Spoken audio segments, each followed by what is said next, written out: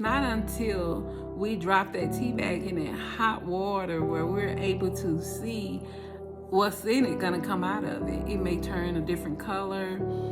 Once we taste it, we're able to taste and drink of it, and then it's become nourishing to our body. So think of going through a trial as another opportunity for you to grow. Okay, my grandmother used to say it like this.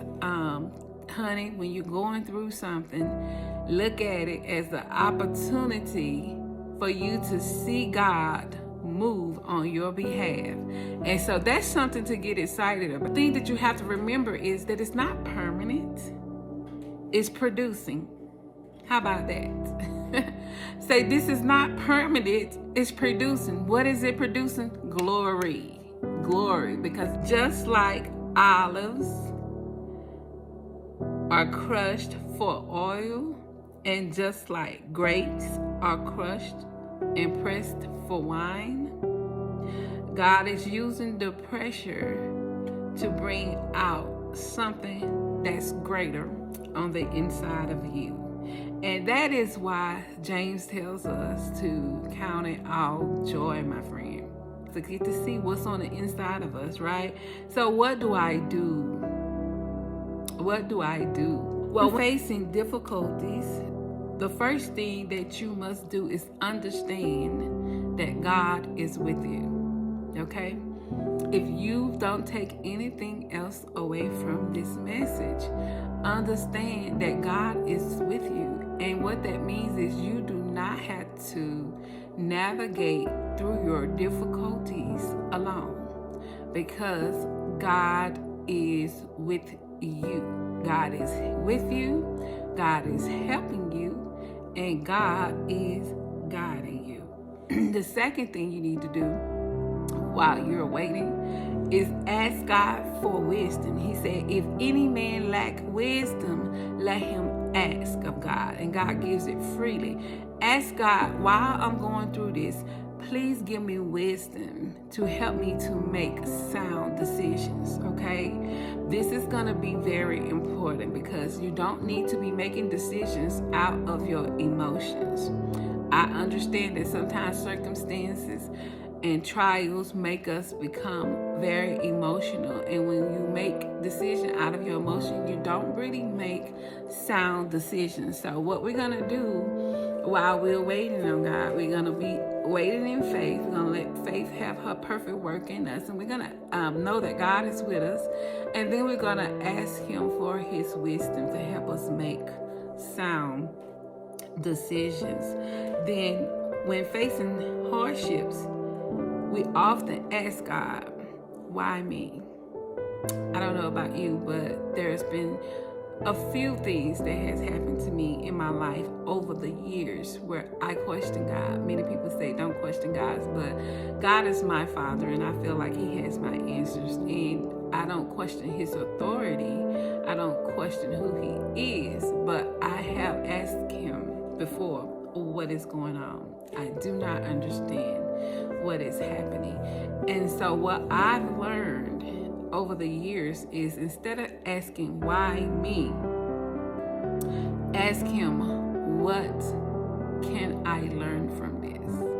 What is it do you want me to learn from this?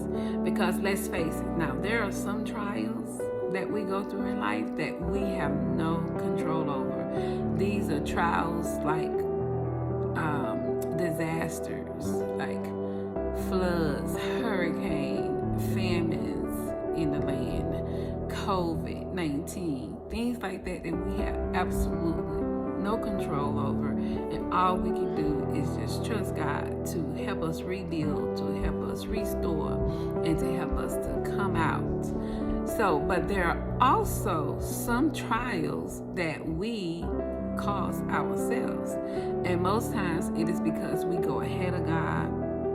Most times it's because we lean to our own understanding and not lean to God, not trusting him, and lean not to our own understanding. We go ahead of God and make decisions about our lives, or about our finances, or about our relationships, and then we find ourselves in difficulties. We find ourselves sometimes in a mess. Sometimes it's being disobedient. Sometimes disobedience takes us out of the will of God, and we find ourselves in trials. So what am I saying?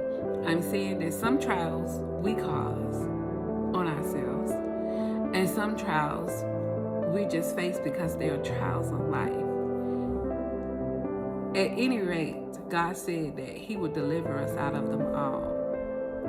And so when you find yourself going through a trial, instead of saying, Lord, why me? Why? Last but not least, faith must be steadfast and unmovable. James says, but let him ask in faith with no doubting. Okay? You either gonna stand in faith or you're gonna stand in doubt. Now, let me help you. Is it possible for you to have faith and then doubt enter? Yes, because we are human. But what James is saying, if you're gonna win this, if you're gonna pass this test, you're gonna have to believe God. You're gonna have to let your faith, you gotta stand in faith. We know that faith is the substance of things hoped for and the evidence of things not seen. This is something that I'm hoping for, but I don't actually have the evidence yet. Faith is when the scriptures say we walk by faith and not by sight, that actually means even though I don't see it, I believe it. So that looks like this. If I'm sick in my body, if I've been diagnosed with an illness, I believe that I'm healed, although my test results show that I'm sick. Okay? Faith tells me I'm healed, even though my test results are saying I'm sick.